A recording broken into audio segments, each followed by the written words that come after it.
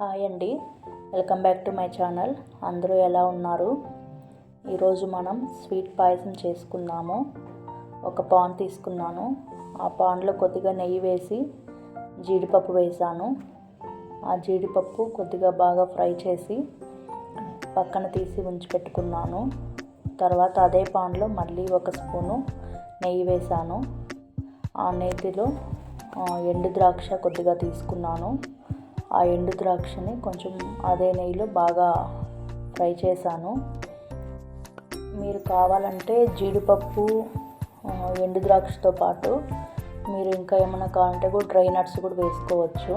Dry nuts కూడా same ఇలాగే నెయ్యిలో వేయించుకొని పక్కన పెట్టుకోవాలి. తర్వాత అదే పాన్లో నేను మళ్ళీ ఒక స్పూను నెయ్యి వేసాను. తర్వాత నేను ఒక కప్పు సేమియా తీసుకున్నాను. ఈ సేమియా కొంచెం బాగా రోస్ట్ అయ్యేలాగా బ్రౌన్ కలర్ వచ్చేంతవరకు బాగా ఆ నెయ్యిలోనే వేయించుకున్నాను. మనకి బ్రౌన్ కలరు సేమియా బ్రౌన్ కలర్ వచ్చిందంటే మనకి టేస్ట్ కూడా చాలా బాగుంటుంది. ఒక కప్పు మిల్క్ యాడ్ చేశాను. తర్వాత మిల్క్ యాడ్ ఒక కప్పు సేమియాకి 2 కప్పులు మిల్క్ తీసుకున్నాను నేను. ఒక కప్పు మిల్క్ యాడ్ చేసిన తర్వాత మళ్ళీ ఇంకా ఒక కప్పు మిల్క్ యాడ్ చేసుకున్నాను. మిల్క్ అనేది మీ ఇష్టము, ఎంత క్వాంటిటీ కావాలంటే అంత యాడ్ చేసుకోవచ్చు. నేను దాంతోపాటుగా పెసరపప్పు, ఈ పెసరపప్పుని ఏంటంటే బాగా వేయించేసి సపరేట్గా ఒక కుక్కర్లో ఉడికించి పక్కన పెట్టుకున్నాను. ఇప్పుడు ఆ పెసరపప్పు బాగా వేయించడం వల్ల మనకి టేస్ట్ అనేది కొంచెం కమ్మగా బాగుంటుంది.